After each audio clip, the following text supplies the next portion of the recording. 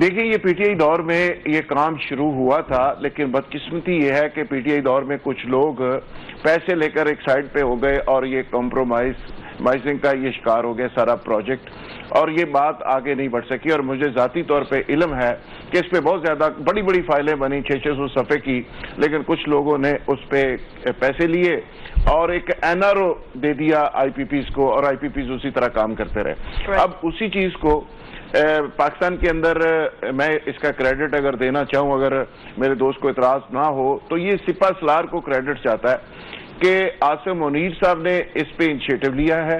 उन्होंने ज़ाती तौर पे ये कहा है कि आईपीपीज़ का ये फ्रॉड, ये धंधा बंद किया जाए, ये कौम को लूट के खा गए हैं, और ये इसके पीछे कौन लोग हैं, और इनको हर तरह से डील किया जाए और इनको समझाया जाए। जो लोग समझ जाते हैं वो भी ठीक है, और जो नहीं समझते उनको फिर दूसरे तरीके से किया जाए। उसका प्रोसेस शुरू हुआ। गौहर एजाज साहब ने भी इस पे आवाज़ उठाई, एसएम तनवीर साहब हैं, उन्होंने आवाज़ उठाई, आबद हुसैन भट्ट साहब एक मरूफ ताजर हैं, फिफ्थ पिलर के चेयरमैन हैं, उन्होंने इस पे प्रेस कॉन्फ्रेंस की।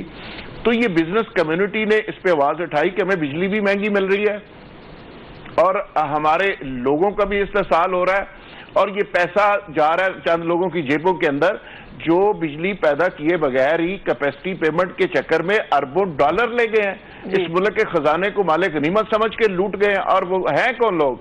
वो सारे लोग वो हैं जो सारा दिन टीवी चैनल्स के ऊपर आप देखते हैं, कोई असम्बली के अंदर बैठा है, कोई ब्यूरोक्रेट है, कोई बिजनेसमैन है, वो अशराफिया है।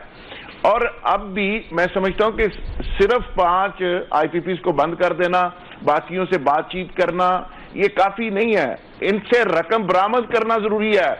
ये जिसने जितने पैसे लूटे हैं इस खजाने से, वो सारे पैसे लेकर वापस खजाने में जमा करवाने चाहिए, ताकि इन लोगों ने जो लूटमार की है इनको पता हो और निशाने इबरत इन लोगों को बनाया जाए कि ये हमारे एक एक पैसे को किस तरह बेदर्दी के साथ ये लूटते रहे।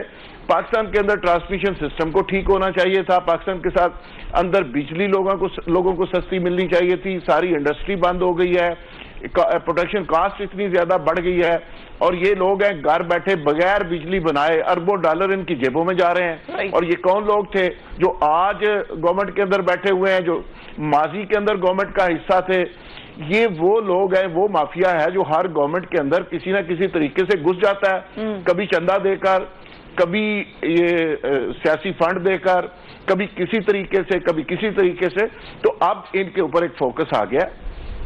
रियासत ने ये फैसला कर लिया ठीक है कि अब ये करप्शन के जो बड़े बड़े धंधे चल रहे थे ये नहीं चलेंगे। रियासत के अंदर जो इंक्रोचमेंट थी बहुत ज्यादा, वो आहिस्ता आहिस्ता खत्म होगी, और रियासत इस पे असर्ट कर रही है। और मुझे इनिशिएटिव तो लिया ना, चाहे 5 टॉप लेवल पे इस चीज की रियलाइजेशन हो गई है। सिर्फ एक बात कह दूं कि एमबीएस ने जिस तरह सऊदी अरब में किया था, ये सिपा सलार ने अल्टीमेटली ऐसे ही करना है। ये सारे लोग मैरियट के अंदर लेटे हुए होंगे, पैसा इनसे जेबों से निकलेगा और खजाने के अंदर जाएगा। ये मैं आज खबर दे रहा हूं, ये 2 महीने में हो या 1 साल में हो, ये होगा अल्टीमेटली जरूर।